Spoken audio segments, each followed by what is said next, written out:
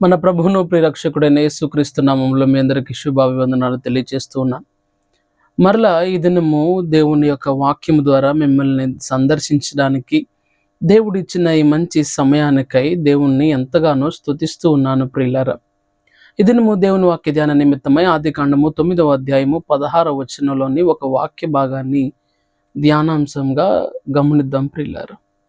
ఆ ధనస్సు మేఘములో కనబడును అనే మాటను మనం ఈ దినము ధ్యానం చేసుకుందాం.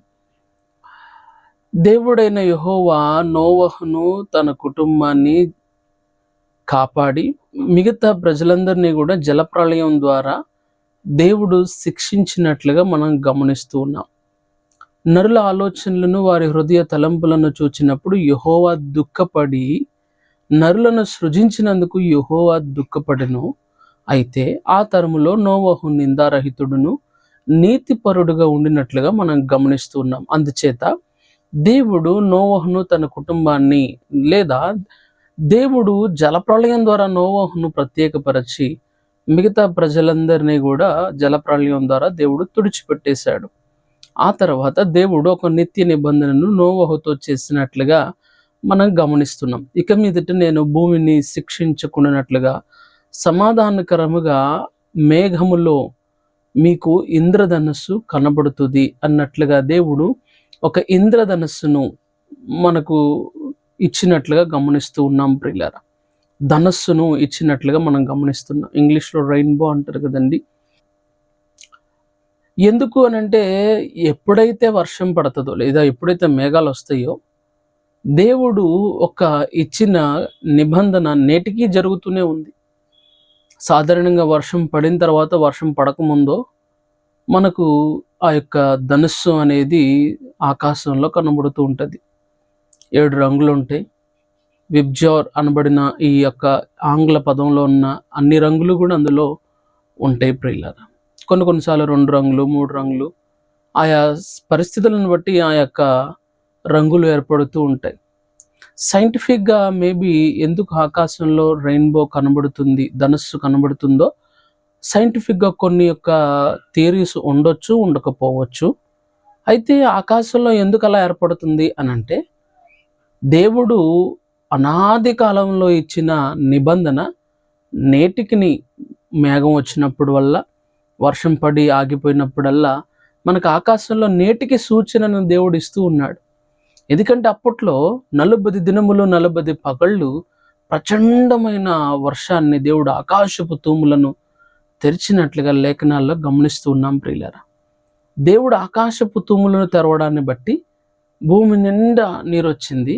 వర్షం పడిన ప్రతిసారి మనుషులకు దేవుడు ఒక నిబంధన, నేను ధనస్సును మేఘంలో మీకు ఇస్తాను, మరెన్నడూ కూడా భూమిని జలప్రళయం ద్వారా పాడు చేయను అనే విషయాన్ని దేవుడు మనకు ఒక నిబంధనలాగా ఇస్తూ ఉన్నారు ప్రియులారా.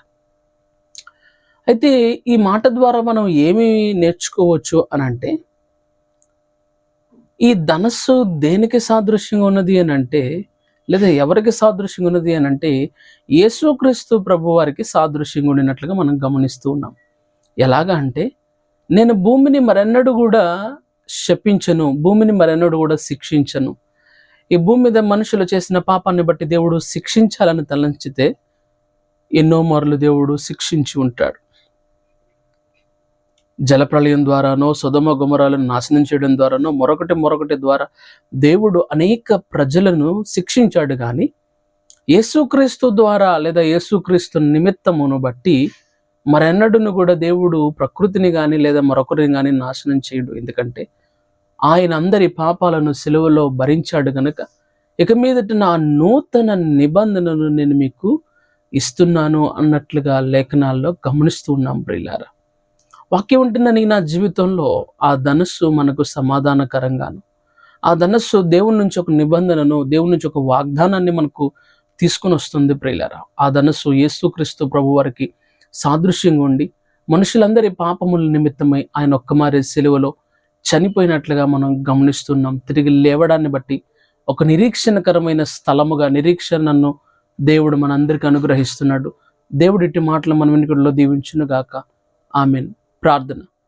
పరిశుద్ధాత్మ దేవునికి వందనాలు, స్తోత్రాలు తండ్రి. మా ప్రియులు ఎందరిని మాటలు వింటున్నారు, ఎందరిని మాటలు ఆలకిస్తున్నారు, వారందరి జీవితాల్లో ప్రభా ఒక నిరీక్షణ దయచేయమని అడుగుతున్నాడు తండ్రి. నెమ్మదిని అనుగ్రహించండి ప్రభా. వారికి కావలసిన ప్రత్యేకత యావత్తు మీ నామములో అనుగ్రహింప చేయమని యేసుక్రీస్తు నామమున అడిగి పెడుకున్నాను తండ్రి. ఆమెన్.